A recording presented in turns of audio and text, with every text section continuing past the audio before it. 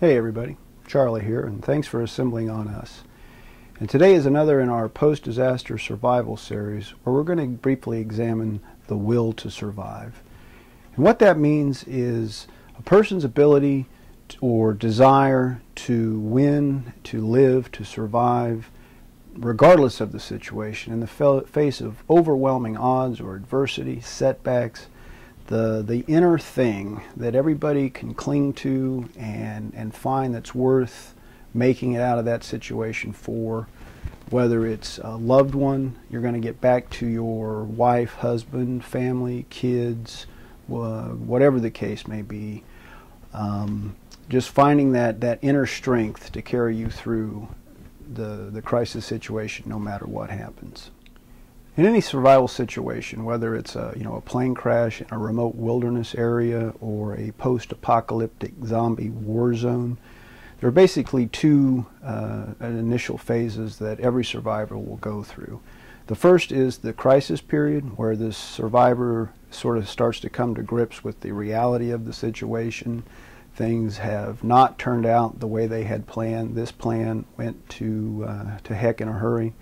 And then the other is the coping period, where you, as the survivor, sort of start to take stock, to formulate a plan, to organize your thinking, and to take actions that are going to allow you to survive the survival or the crisis situation.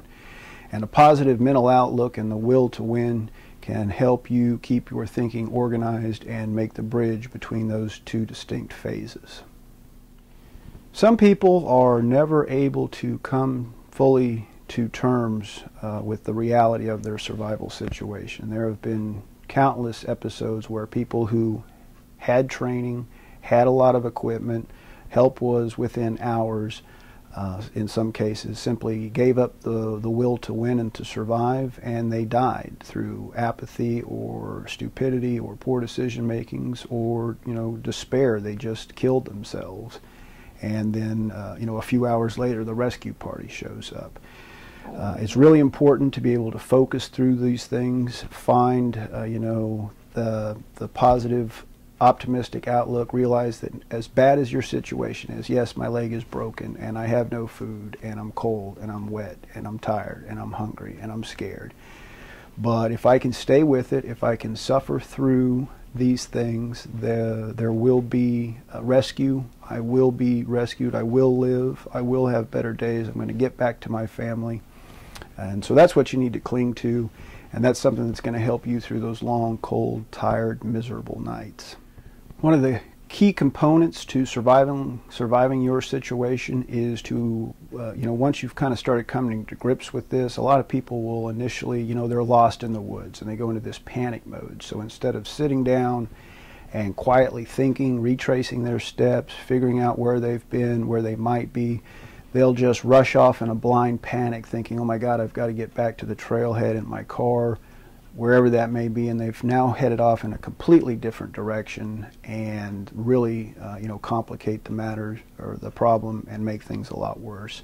So whatever the survival situation is, it's really important to remain calm, to gather your thoughts initially, chart out a good course of action, and then be able to adapt when possibly unforeseen circumstances pop up that cause you to alter your plan, or you don't have the right equipment to execute your plan, or you couldn't get your plan to work and now it's time to run. So just whatever the case may be, really important to focus on the plan and yet remain adaptable and flexible. Alright guys, that's going to do it for today's episode of Assemble on Us. Hope you learned something about the will to survive and good combat mindset. And with that in mind, we're going to take it over to myself over at Chiefs Corner, and we're going to give a Chiefs post-game report from last Sunday's game. Thanks everybody, and we'll see you next time. Peace. Hey Chiefs fans, welcome to the Assemble on Us after-game report. Sorry this one's taken a few days to get to you, but we've been in stunned silence since Sunday's epic second-half collapse against the Atlanta Falcons.